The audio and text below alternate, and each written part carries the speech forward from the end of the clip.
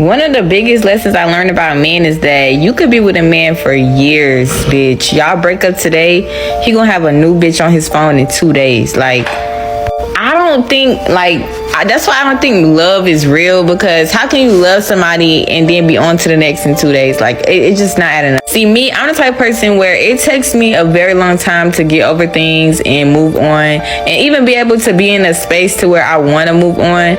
And I have to just heal first. Like, I got to be alone first. But men aren't like that. Men will move on the next day. Like, they never care. Like, I aspire to be just like a man one day, because, you know, I want to be able to move on and not give a fuck. Like, hurt a bitch feelings and don't care. But it's like, I'm not like that. I'm such a lover girl. Like, I love, and I don't know. But that's my downfall. Like, love is always gonna be the downfall when you're dealing with relationships. Like, you have to think like a man, act like a lady, for real. Like, that shit is so true. And I ran into a guy that I rejected in the 7th grade, and now he's super hot and he makes ambient rap music and he's kind of blowing up, and he had a Polish model on his arm. Wow. Meanwhile, I was wearing bike shorts as an outfit. This happened to me. This one guy that had a crush on me forever, like, he has the hottest girlfriend now, where I'm just like, I would be trash to him. Yeah, that's the thing, is I felt like in his presence, like seeing him again, I was looking at him and like the girls that were kind of like his entourage for the night, and I was like, damn, like I would literally be scraping the bottom of the barrel. He told me that like I was the first girl that he like ever talked to, ever flirted with or anything, and I'm like, damn, you've really come a long way. Meanwhile, I have not. I'm still dating guys that look just like you in the 7th grade, unfortunately. Allie, have you had this experience? Kinda, but I feel like all the guys that I had like insane crushes on, when I had a crush on them is when they peaked.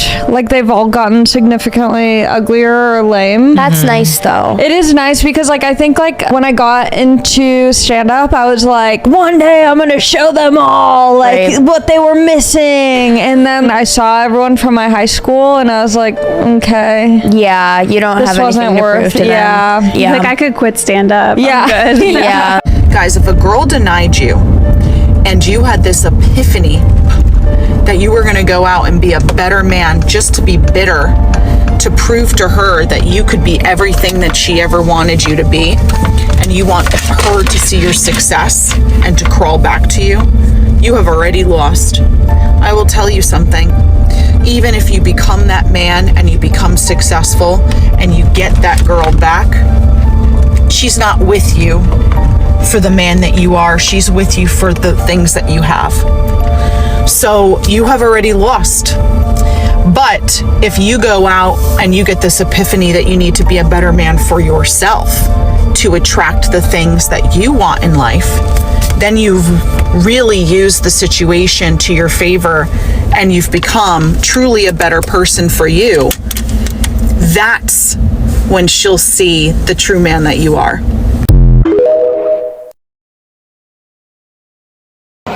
Yeah, give me 1 second. Give me 1 second. Ma'am, I had a question. What do you call this right here? Can I get your Snapchat? You fine as fuck, I'm not gonna lie. I'm sorry, no. Nah, you don't like black guys like that? I'm good. I do, but I'm good. Oh, I'm just chop shit. I mean, if I am, it's fine. Hey, wait. You're on the phone, like. I'm not. No. I put them on hold. Oh, sure. Are you single? You fine as fuck. I'm not gonna lie. What's your name? Rachel. Is this a Meta glasses? Nah. Why is it light up? For this, for like better vision, my shit get dark, and I gotta get. I just told you. Are you drunk? You drunk as fuck. You look like it. What's your name? Sorry. Tab. Tab? Yeah. Nice to meet you. What's your name again? Rachel. Rachel. Yeah, you're fine. Thank you. I like your face a lot. Where are you from? Southern Maryland. What school are you going to? Oh, right now? University of Houston. Houston. I'm on vacation. I'm on vacation right now. Really? Yeah. Fall break? Type shit. Yeah. Why you? Well, bro, why you? You move on quick. What the hell? What you talking about? What? I thought you said you didn't. I thought you said you wasn't fucking with me. You good? Okay. Is it cool if I get your information though? Alright, yeah. Dog. Why you making me nervous, bruh? You making me nervous, bruh. Why you talking to me like that? Yeah. The way a man handles rejection tells me everything I need to know about his character. So when I reject men and they go crazy on me and they start insulting me, calling me names, saying that, oh, I'm not even that pretty or cute in the first place, and just degrading me, I know that I dodged a bullet with that one, and I saw right through the red flags. And I'm very thankful and grateful that I didn't get involved with them, because that just tells me everything about who they are and who they were going to be if I would have given them a chance. On the other hand, if they're very nice and polite about the rejection, I know they're a good person, they're a normal person, and that's how someone should honestly just treat rejection. Not everyone has to like you, and it's okay. Be a normal person. You don't have to be all crazy about someone not liking you, but apparently men's egos are very small sometimes. So just FYI to anyone dating, going through that right now, huge indicator of character is how they handle rejection. Men level up when they suffer. Heartbreak, betrayal, rejection, cheating, and failures. One hard phase in life, and their whole mentality changes. Now, I know this to be true because I am not even remotely the same person I was 6 years ago. And the reason why I refer to 6 years ago is because that's when my life started going in a completely different direction. When I was 18, I missed my opportunity with a few girls I wanted to get with. Then I ended up dating my first real girlfriend, not the little flings and shit that you do in high school that are fucking stupid. And then she cheated on me, which was great. I took that really well at the time. Oh, and at the same time, I was trying to get my music career off the ground, and that wasn't working because I wasn't super good yet. I was broke as well, so I couldn't really buy anything. I was still living with my parents. And then, after all this started unraveling, a few of my friends decided to betray me. So all this happened in a few years' time, and it changed my mentality for good. I simply can't see the world the same way. But I'm grateful for it because every man has to go through a period like this. And I'm not saying I'm out of the woods. I'm still very much in the woods, but we all need to go into the woods. If a man doesn't go through a period like this, he basically remains a child forever. He never learns the cruel realities of the world. He never learns how to harden himself against enemies, against rejection, against failure. He never learns how to take a loss, and he remains in this coddled mindset where he expects everything to be rolled out in front of him like the red carpet. Eventually, if the man never grows up, life hits him like a ton of bricks. And at that point, he's too old and he's too far down the path to really learn the lesson. It's just a shock that, well, leaves him in shock. It's the story of Peter Pan, the boy who never wants to grow up. And if you end up having to grow up at 35, 40, 45 years old because life just forces you to, well, it's going to be a whole lot harder if you do it earlier. So if you're in a period like this where you're suffering, where you're going through heartbreak, you're going through betrayal, rejection, cheating, failures, whatever it may be, don't curse your fate.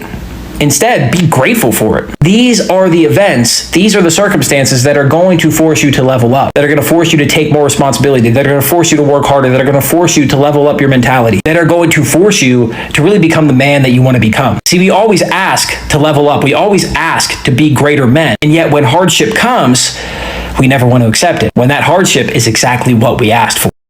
Women supporting women is oftentimes covert sabotage. Like, women are incredibly competitive, perhaps even more than men, but they don't allow themselves to show it, so it all has to be under the table. I talked before about how there was that study where they found that female hairdressers will kind of like sabotage their client's haircut and tell them that they should get it really short if they think that their client is prettier than them. I think girls do this with relationship advice. They'll tell their friend, like, break up with that guy, you could do better, or like, no, you should explore, sleep around, you got all the time. Meanwhile, she's like 34, whatever. Instagram photos where they post and it's unhealthy, and then everyone's like, perfect the way you are, don't change anything, love you so much. It's like, I don't know, it seems blatantly obvious there's a nefarious energy behind many of those comments, many of those suggestions. I'm not saying that there's never girls genuinely supporting other girls. It's just, you can feel that there's something wrong with the energy. It doesn't feel real. What if the climate of the times are just these women eliminating y'all as competition? Men don't know how to be men anymore. If a woman is in her container and a man is in his container, if you want to engage with a woman, and we're just talking about heterosexual relationships right now because that's my experience. If you want to engage with a woman as a man, You have to go to the edge of your container to meet the woman at her edge of her container. What I'm seeing all the time is men who make a woman go into the man's container in order to engage. And it creates an energy imbalance because it's not clean. What does it actually mean to come to the edge of your container as a man? Owning how you feel. Fully filling out your container means owning how you feel. And then letting the woman decide whether she wants to meet you at your edge or not. You should not jump into her container. That's when we get threatened. That's scary. So like a real life example of this is when you've been seeing somebody and you want them to be your girlfriend, you say, I want you to be my girlfriend. And then let her decide if she wants to meet you there. Or if you're before the dating stage and you are just starting to see somebody or want to go on a first date with somebody, say, I would love to go on a date with you. I would love to see you at X time and do X thing. And let them agree or disagree. This like wishy-washy, like trying to get the other person to take the initiative is not what a man is. And I know this gets at like traditional gender roles and it can get a little sticky and it can make people mad, but I genuinely think that there is a masculine and a feminine role when it comes to energetic. First of all, you're not a man. You don't tell men what to do. You don't do that. You don't tell men what to do. You don't give instructions to men. Men are dealing with a lot of things. Yes, men are dealing with a lot of things. And trust me, they'll just be good. They don't need to take in your advice. Yeah, you're a woman and they're a man. Men understand themselves well. They are going through some challenges. They are going through some tough times, some good times. Those are men. But you do not tell men what to do. Because why? You are not a man. It's as simple as that. Well, ladies and gentlemen, for a long time, men were the ones who were staying long in the relationship, sitting on the fence, waiting for a miracle to happen. They were the ones who were texting more. They were the ones who were calling more. They were the ones who were initiating dates. They were the ones who were paying for the dates and everything. The money was coming out of their pockets. Why? Because they were good men. They were gentlemen. They wanted to be a gentleman. Ladies and gentlemen, throughout the relationship. Okay? Even when clearly deep down they knew that this relationship eventually will not go anywhere. Even when deep down they saw all these red flags that she was giving out, but they chose to ignore them and they still continued to stay long and longer until eventually they get rejected and they learn the hard way. And as they're doing that, there's a lady that has chosen them. There's a lady that liked them. Ladies and gentlemen,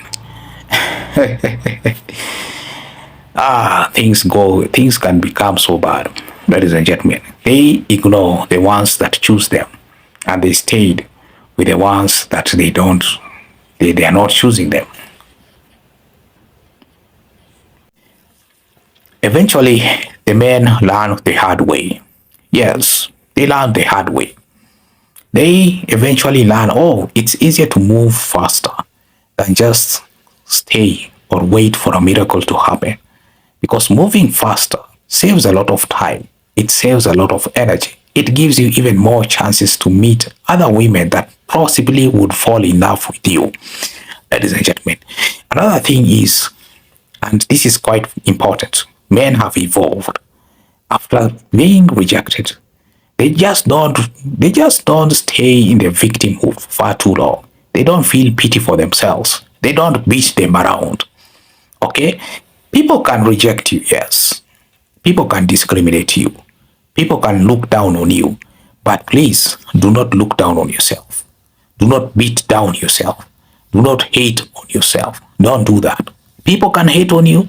They can discriminate on you. They can say some very awful things about you. But that is them. But now, when it comes to you as an individual, don't do that. Don't help them to beat down yourself. Man, go ahead and improve themselves. They go to the gym. They build something that they are proud of. They go and start a business. Yes, they go and meet other people. Some of them even start beautiful families. That is what we call evolve, ladies and gentlemen. Then some years later, 5 years later, 10 years later, the person that rejected them looked at how their life has changed or transformed and look at their own lives and then looked at the man that she rejected and then looks at her own life and begins to wonder, what did I make a mistake? Did I make a mistake? That's the best revenge. Yes, that is the best revenge.